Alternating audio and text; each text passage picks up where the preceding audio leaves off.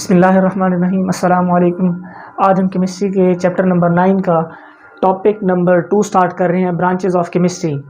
तो जैसे जैसे केमिस्ट्री में तरक्की आती गई, कामयाबी होती गई, तो इस तरह से ही साइंटिस्ट ने इसको 8 डिफरेंट शाखों में तब्दील कर दिया, ब्रांचेस में।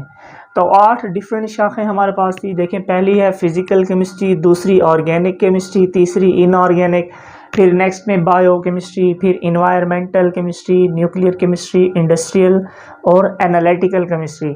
अब ये जो 8 की 8 ब्रांचेस हैं, इनमें हमें क्या स्टडी करने को मिलेगा, इनमें हम क्या चीज़ देखेंगे, हम इसको वन बाय वन डिटेल से स्टडी करते हैं। देखें, सबसे पहले हमारे पास है जी फिज़िकल केमिस्ट्री। कि फिज़िकल केमिस्ट्री क्या चीज़ होती है, कि the branch of chemistry that deals with the composition of matter, properties of matter and along with the changes in them. कि हमारे की वो शाख है जिसमें हम मादा की तरकीब, उनकी खसूसियात और उनमें होने वाली तब्दीलियों का मुतालिया करते हैं।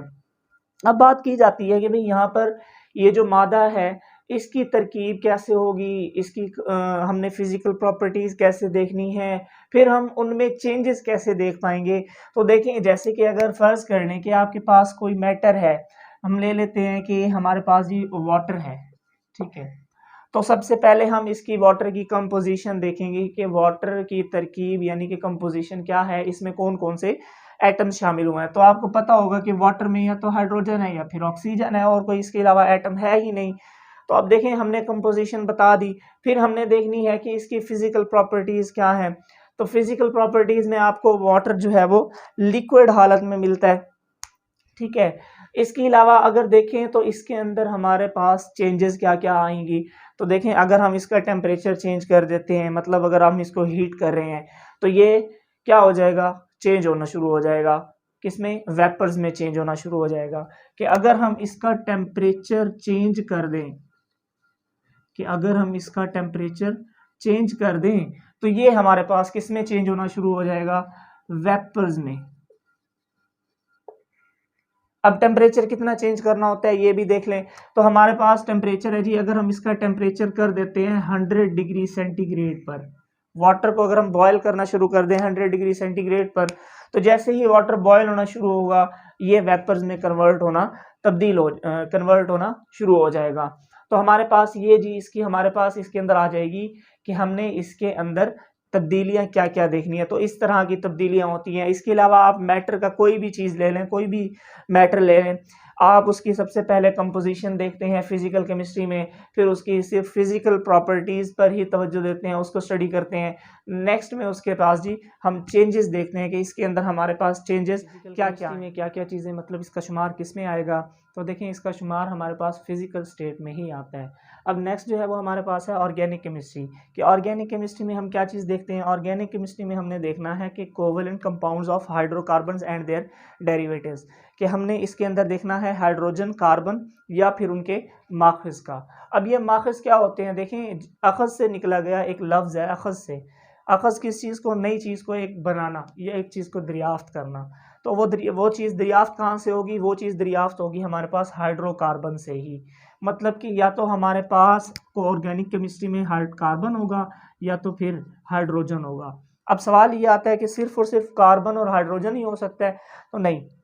अगर आप इन कार्बन और हाइड्रोजन के मिलने के बाद कोई और एलिमेंट के साथ इसका रिएक्शन करवा रहे हैं, तो जो भी चीज़ बनेगी वो इसकी माखज़ होगी। तो अखज़ ये नहीं है कि सिर्फ उसके अंदर हमारे पास कार्बन और हाइड्रोजन होंगे, नहीं, बल्कि उसके अंदर कार्बन और हाइड्रोजन तो मेन कॉन्स्टिट्यूएंट होंगे, मेन चीज़ें होंगी। लेकिन अगर हम इसका किसी दूसरे कंपाउंड्स के साथ भी अगर रिएक्शन करवा रहे हैं, तो जो भी नई चीज़ बन रही है तो वो इसके माखज़ में शुमार हो जाएगी। अब ऑर्गेनिक केमिस्ट्री का शुमार किस में होता है, देखिए, ऑर्गेनिक केमिस्ट्री में हम टिब दवाइयाँ वगैरह बना लेते हैं, खुराक वगैरह ऑर्गेनिक केमिस्ट्री से हमें मुहैया हो जाती है। इसके अलावा ज़राअत की कुछ ऐसी चीज़ें हैं जो हमें ऑर्गेनिक केमिस्ट्री प्रोवाइड कर देती हैं। अब आज तक की दरियाफ्त के मुताबिक देखा जाए तो ऑर्गेनिक केमिस्ट्री में ये कार्बन और हाइड्रोजन ने मिलकर कितने कंपाउंड्स बना लिए होंगे। तो आज तक की दरियाफ्त के मुताबिक हमारे पास ये जो कार्बन और हाइड्रोजन या फिर उनके डेरिवेटिव्स हैं, वो हैं 10 मिलियंस, 10 मिलियन तक के कंपाउंड्स ये कार्बन और हाइड्रोजन मिलकर बना चुके हैं। अच्छा जी, नेक्स्ट जो है वो है हमारे पास इनऑर्गेनिक केमिस्ट्री। कि इनऑर्गेनिक केमिस्ट्री में देखें हमारे पास कार्बन और हाइड्रोजन के अलावा बाकी तमाम एलिमेंट्स का हम मुतालिया करते हैं। बाकी सारे एलिमेंट्स की स्टडी हमारे पास इनऑर्गेनिक केमिस्ट्री में आती है। सिर्फ हमने हाइड्रोजन और कार्बन की स्टडी नहीं करनी, बाकी तमाम एलिमेंट्स की स्टडी जो है वो हमारे पास इनऑर्गेनिक केमिस्ट्री में आती है। अब सवाल ये आता है कि भाई सिर्फ और सिर्फ हमने सारे एलिमेंट्स को तो करना है, फिर कार्बन और हाइड्रोजन को छोड़ देंगे। देखें, कार्बन और हाइड्रोजन भी रहेंगे, लेकिन हमने फिर दूसरे कोवेलेंट कंपाउंड्स का भी मुतालिया लाजमी करना होगा। यहाँ पर जो था वो था ऑर्गेनिक केमिस्ट्री, क्योंकि ऑर्गेनिक केमिस्ट्री में हम कार्बन और हाइड्रोजन ले रहे थे, इसी वजह से हम इन पर ज्यादा फोकस कर रहे थे। अब इनऑर्गेनिक केमिस्ट्री में हमने हाइड्रोजन और कार्बन की तरफ ज्यादा फोकस नहीं करना, हमने बाकी तमाम एलिमेंट्स पर भी फोकस करना होगा। तो अब इनऑर्गेनिक केमिस्ट्री का शुमार कहाँ में आता है? इनऑर्गेनिक केमिस्ट्री का शुमार जी शीशा साजी में, मतलब कि ग्लास मेकिंग में, या इस तरह की और जो चीज़ें हैं सीमेंट में, सीमेंट बनाने वाली फैक्ट्रीज में इनऑर्गेनिक केमिस्ट्री का शुमार हो रहा है, ग्लास साजी में। इस तरह से हम इनऑर्गेनिक केमिस्ट्री को। नेक्स्ट हमारे पास ब्रांच है जी बायोकेमिस्ट्री। इस बायोकेमिस्ट्री में हमने देखना क्या है, सबसे पहले ये देख लें कि ये जो बायोकेमिस्ट्री है ये दो वर्ड्स के कॉम्बिनेशन से आ रहा है। पहला जी बायो और दूसरा है जी हमारे पास केमिस्ट्री। अब ये बायोकेमिस्ट्री दो वर्ड का कॉम्बिनेशन है, पहला है बायो, दूसरा है केमिस्ट्री। बायो का मतलब अगर देखा जाए तो है लाइफ, मतलब कि लाइफ में हमारे पास लिविंग ऑर्गेनिजम्स आ जाते हैं। और अगर केमिस्ट्री को देखा जाए तो केमिस्ट्री में आप ज़्यादातर केमिकल रिएक्शंस को ही देख रहे होते हैं, केमिकल रिएक्शन देखने होते हैं। अब अगर इन दोनों वर्ड्स को मिला भी दिया जाए तो ये चीज़ इसको जाहिर करती है कि हमने अब लिविंग ऑर्गेनिजम्स में होने वाले केमिकल रिएक्शंस को देखना है। तो सवाल यहाँ पे ये आता है कि हमारे पास लिविंग ऑर्गेनिज्म में किस तरह के केमिकल रिएक्शंस होंगे। देखिए, अगर हम कोई चीज़ को इस्तेमाल करते हैं, कुछ चीज़ खाते हैं, कुछ पीते हैं, हम नहीं, चाहे कोई भी है लिविंग ऑर्गेनिजम्स, अब इस कायनात में जिस भी लिविंग ऑर्गेनिजम्स को ले लें, अगर वो कोई चीज़ खा रहा है, कोई चीज़ इस्तेमाल कर रहा है, कोई चीज़ पी रहा है, तो उसका उस पर क्या असर पड़ेगा, उस पर उसकी क्या चेंजिंग आएंगी, उसका केमिकल रिएक्शन हमारी बॉडी में किस तरह का होगा, हमारा मेटाबॉलिज्म क्या होगा, हमारा सिंथेसिस क्या होगी इसमें, ठीक है। तो वो सारी चीज़ें हमारे पास बायोकेमिस्ट्री में आती है। तो हमने जो भी चीज़ हम खा रहे हैं, हमने सबसे पहले उसकी स्ट्रक्चर को देखना होगा, फिर उसकी कंपोजिशन देखनी होगी, फिर उसका केमिकल रिएक्शन देखना होगा, और ये सारी चीज़ें देखनी होंगी हमने सिर्फ और सिर्फ लिविंग ऑर्गेनिजम्स में, सिर्फ और सिर्फ लिविंग ऑर्गेनिजम्स में। जैसे कि अगर बायोकेमिस्ट्री में बात करें तो हमारे पास ये क्या चीज़ आ जाएगी? देखें, बायोकेमिस्ट्री में हमारे पास आ जाएंगे जो कार्बोहाइड्रेट्स, ठीक है। अब ये पहली चीज कार्बोहाइड्रेट्स आ गई। अब ये कार्बोहाइड्रेट्स क्या होते हैं?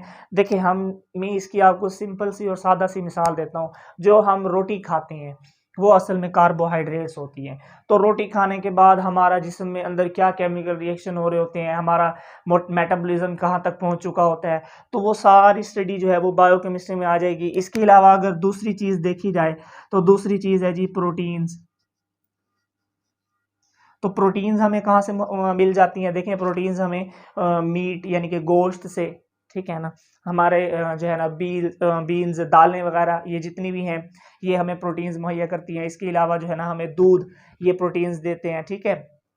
तो अब इनके इस्तेमाल से हमारे अंदर क्या रिएक्शन होता है, तो इन चीज़ों का भी सारा कुछ स्टडी करना हमारे पास बायोकेमिस्ट्री में आता है। इसके अलावा हमारे पास जी फैट्स ले लें, ठीक है, या फिर इनके ऑयल्स ले लें, फैट्स या ऑयल्स। इसके अलावा अगर हम वाइटामिन्स का ले लेते हैं, ठीक है, तो ये सारी की सारी चीज़ें हमारे पास बायोकेमिस्ट्री में आएंगी। उसको स्टडी करना हमारे पास बायोकेमिस्ट्री में आएगा। हमने इन सब की सबसे पहले स्ट्रक्चर भी देखनी होती है, कंपोजिशन भी देखनी होती है, केमिकल रिएक्शन भी। और वो केमिकल रिएक्शन किन में देखना होता है? हमने लिविंग ऑर्गेनिजम्स में, हमने लिविंग ऑर्गेनिजम्स में उस केमिकल रिएक्शन को स्टडी करना होता है। नेक्स्ट हमारे पास जो ब्रांच है वो है जी इंडस्ट्रियल केमिस्ट्री। अब इंडस्ट्रियल केमिस्ट्री नाम से जाहिर हो रहा है, इंडस्ट्री से निकला है, इंडस्ट्री। अब हमने इसमें देखना क्या है? देखने हमें केमिकल कंपाउंड्स को बनाना है, मैन्युफैक्चरिंग करनी है उनकी। कैसे करनी है? कमर्शियल स्केल पर, यानी कि तिजारती पैमाने पर बनाए जाने वाला केमिकल कंपाउंड्स का मुतालिया हमारे पास इंडस्ट्रियल केमिस्ट्री में आएगा। अब ये इंडस्ट्रियल केमिस्ट्री हमारे पास कहाँ से आई, क्यों आई? देखें, हमारे पास बहुत सारे ऐसे कंपाउंड्स हैं जो आज के दौर में इंडस्ट्रीज़ में तैयार होना शुरू हो गए हैं, इसीलिए इसका शुमार इंडस्ट्रियल केमिस्ट्री में आया। अब इंडस्ट्रियल केमिस्ट्री में हम किस किस चीज़ को लेते हैं कि हमारे पास क्या क्या चीज़ प्रिपेयर हो जाएगी। देखिए हमारे पास फर्टिलाइज़र्स हैं जो कि खादें फसलों की ग्रोथ के लिए ज़रूरी हैं। इसके अलावा अगर हम इंडस्ट्रियल केमिस्ट्री में देखें तो हमारे पास जी सीमेंट बनाने के लिए, सीमेंट जो इंडस्ट्रीज़ में बन रही हैं उनको देखने के लिए। इसके अलावा बहुत सारे ऐसे कंपाउंड्स हैं जो हमारे पास इंडस्ट्रीज़ में बन रहे हैं, इंडस्ट्रीज़ में मैन्युफैक्चरिंग सारी की सारी चीज़ों को जो कि इंडस्ट्रीज़ में प्रिपेयर हो रही हैं, और इन सब की चीज़ों का स्टडी करना हमारे पास इंडस्ट्रियल केमिस्ट्री में आता है।